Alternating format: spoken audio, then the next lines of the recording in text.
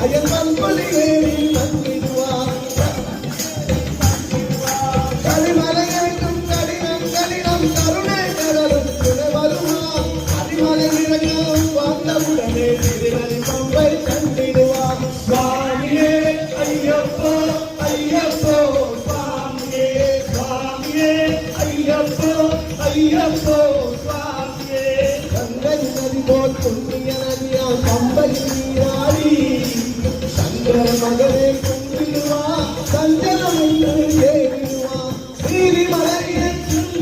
சிவபாலனுமே திருவா காலமெல்லாம் நமக்கு அது காவலனாயிருப்பா